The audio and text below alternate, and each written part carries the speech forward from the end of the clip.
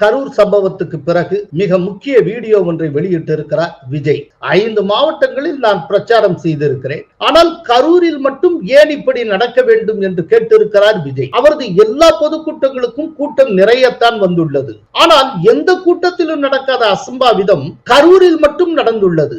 அப்படியெனில் இதற்கு யார் காரணம்?